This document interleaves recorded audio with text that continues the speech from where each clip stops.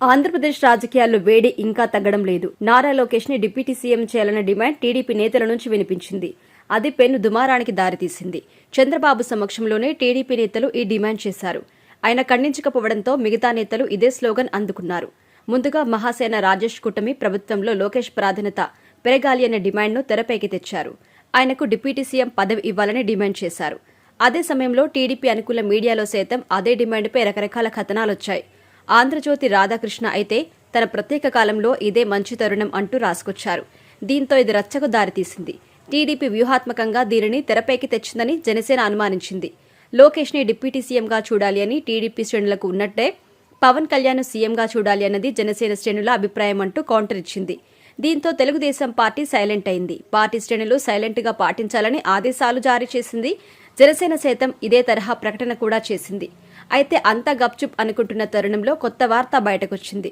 తెలుగుదేశం పార్టీలో లోకేష్ ప్రాధాన్యత పెరగాలి అన్నది పార్టీ శ్రేణుల డిమాండ్. ప్రస్తుతం కూటమిలో అతిపెద్ద పార్టీ తెలుగుదేశం. 135 అసెంబ్లీ సీట్లు, 16 పార్లమెంటు స్థానాలతోనే కూటమిలోనే అతిపెద్ద పార్టీ తెలుగుదేశం. అటువంటి పార్టీలో లోకేష్ ప్రాధాన్యత పెరిగితే భవిష్యత్తులో కూటమిలో కూడా అగ్రస్థానం దక్కించుకుంటారు అని టీడీపీ శ్రేణులు భావిస్తున్నారు.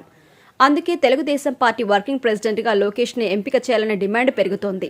అదే సమయంలో లోకేష్ నిర్వహిస్తున్న జాతీయ ప్రధాన కార్యదర్శి పదవి నందమూరి బాలకృష్ణకు ఇవ్వాలని మరో డిమాండ్ తెరపైకొచ్చింది. అంతటితో ఆగకుండా పొలిట్ బ్యూరోలోకి జూనియర్స్ ని తీసుకువెళ్లనే డిమాండ్ కూడా వినిపిస్తోంది. తొలుత కూటమిలో లోకేష్ ప్రాధాన్యత పెరగాలని టీడీపీ శ్రేణులు కోరుకుంటున్నారు. అది రివర్స్ కావడంతో సైలెంట్ అయ్యారు. ఇప్పుడు తెలుగుదేశం పార్టీలో లోకేష్ ప్రాధాన్యత పెరగాలన్న డిమాండ్ రావడం విశేషం. అయితే ఇందులో ఎవరికి అభ్యంతరాలు ఉండకపోవచ్చు. ఎందుకంటే చంద్రబాబు తర్వాత లోకేష్ కి పగ్గాలు అప్పగించాలి అన్నది మెజారిటీ టీడీపీ శ్రేణుల అభిప్రాయం. అయితే ఇందులో మరో అంశానికి తావులేదు. మొన్నటి వరకు జూనియర్ ఎన్టీఆర్ పేరు ప్రముఖంగా వినిపించేది. పార్టీ మనుగడ సాధించాలంటే జూనియర్ ఎన్టీఆర్ రావాల్సిందే అని కూడా సీనియర్స్ అన్నారు.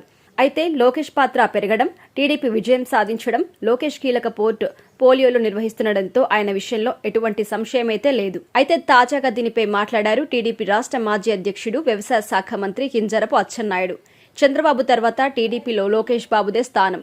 ఇందులో మరో అంశానికి తావులేదు. ఈ విషయం చిన్నపిల్లాన్ని అడిగినా ఇట్టే చెప్పేస్తారు. నిద్రలో ఉన్న వారిని లేపి అడిగినా చెబుతారు. అయితే అచ్చెన్నాయుడు వరకు పర్వాలేదు, కానీ పార్టీలో సీనియర్స్ ఎవరైనా అభ్యంతరం వ్యక్తం చేస్తే మాత్రం రేపటి నుంచి మళ్లీ రచ్చరంబూల కావడం ఖాయం.